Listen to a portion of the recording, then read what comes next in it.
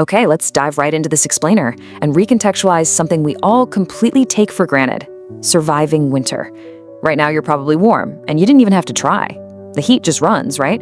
But for hundreds of thousands of years, your ancestors lived through actual ice ages, where giant sheets of ice covered whole continents, and the cold could literally kill a person in just a few hours. And somehow, against all odds, they made it. You are the living proof of that. Just look at the stark contrast between our effortless modern warmth and the brutal, immediate lethality our ancestors faced out on the frozen open land. Today, we've got warm coats by the door and fully stocked grocery stores that will be there next week no matter what the weather does. But imagine taking all of that away. Picture the last ice age at its absolute worst, around 26,000 to 19,000 years ago. The land was flat, frozen, and completely open. Trees were incredibly scarce, food vanished for months at a time, and the wind was absolutely relentless. Which brings us to this massive question. How does a soft, hairless animal, one that originally evolved in the African heat, survive the absolute coldest weather this planet has ever thrown it at? With no thick fur, no blubber like a seal, and no natural ability to slow our heartbeats and hibernate like a cave bear, we were the ultimate biological underdogs fighting an apocalyptic monster. On paper, we literally should have been one of the first things to freeze to death. We had the completely wrong bodies in the wrong place at the worst possible time. All right, Section 1, the war against winter. To really grasp how we didn't just freeze to death, you gotta look at the sheer scale of this epic war against the cold. It wasn't just one magic trick that saved us. It was this incredible, massive pile of adaptations over time. It's a vast timeline of survival, a relentless progression of human ingenuity pushing back against deadly temperatures. From the earliest signs of adaptation hundreds of thousands of years ago, all the way to the peak of the last ice age, every single generation was fighting a battle they simply could not afford to lose. Moving on to Section 2, fire and fitted armor. So our ancestors had to invent a whole arsenal of tricks to compensate for what their bodies lacked, and that obviously started with manipulating heat itself.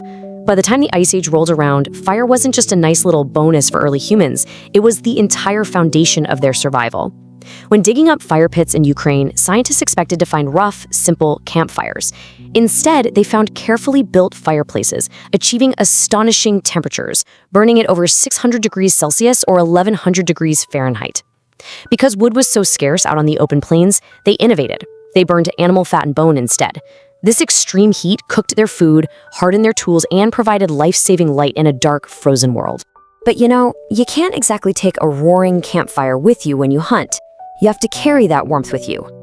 Moving from loose 300,000-year-old bear skins, which honestly leaked heat through every single gap, to a tiny piece of drilled bone or ivory around 30,000 years ago changed everything. The invention of the sewing needle allowed for fitted armor.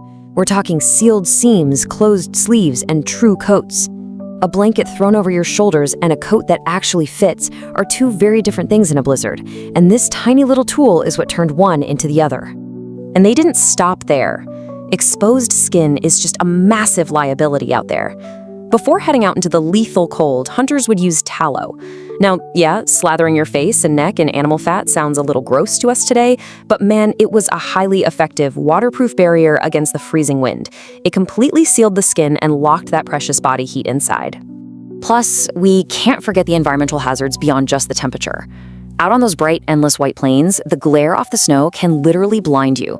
To prevent this, hunters essentially invented the world's first sunglasses out of bone or wood, carving these thin viewing slits to cut down the glare.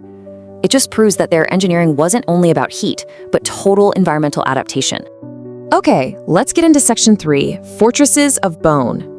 This is where we see adaptation build from individual clothing into massive, structural engineering out in the freezing void. Everyone pictures cavemen hiding in a deep cave, right? But out on the flat, frozen landscapes of what is now Ukraine and Russia, caves and wood were practically non-existent. At a site built right in the coldest part of the Ice Age about 18,000 years ago, families lived in giant fortresses made entirely of giants. Because wood was so incredibly rare, they used what was lying around: hundreds of mammoth skulls, leg bones, and tusks. Skulls formed the base, while ribs and curved tusks made the structural frame.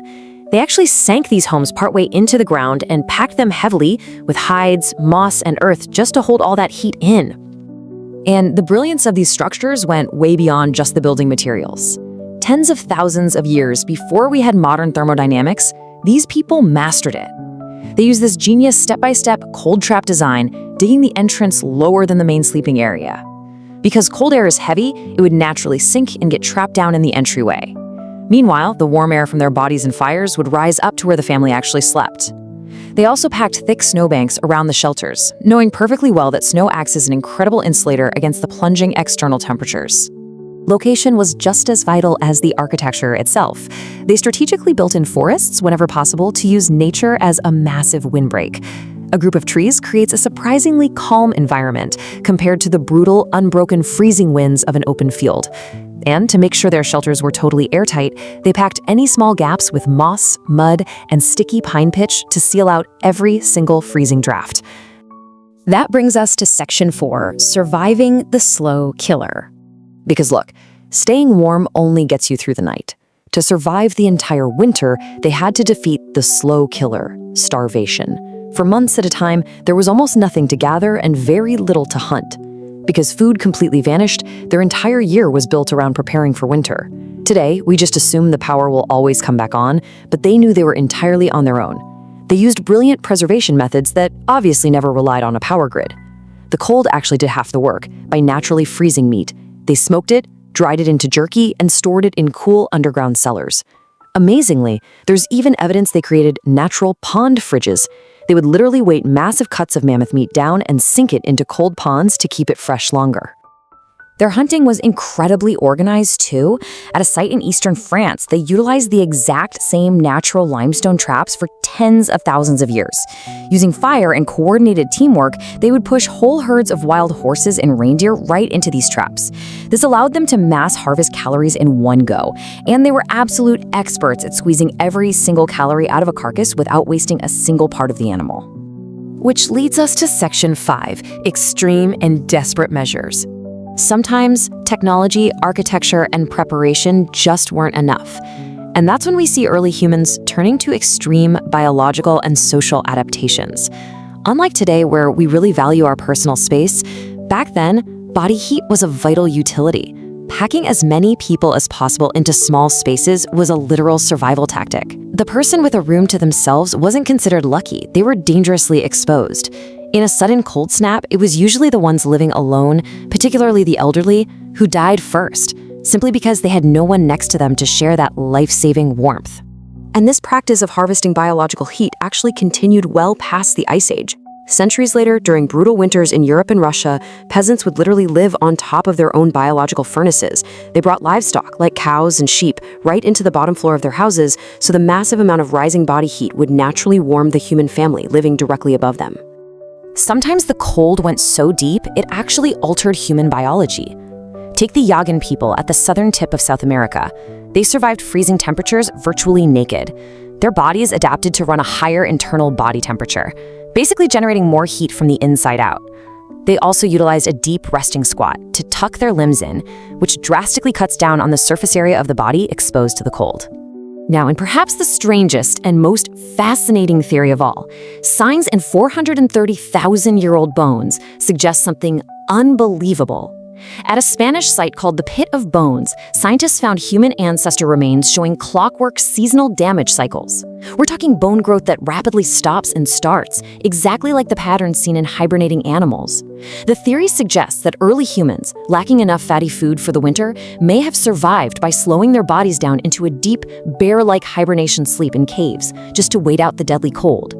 Of course, we have to impartially point out that this was not some peaceful winter wonderland. Life was brutally hard, resources were incredibly limited, and ancient humans sometimes became massive threats to each other. When food was completely gone and starvation set in, Ice Age people occasionally had no choice but to turn to the darkest, most desperate measures.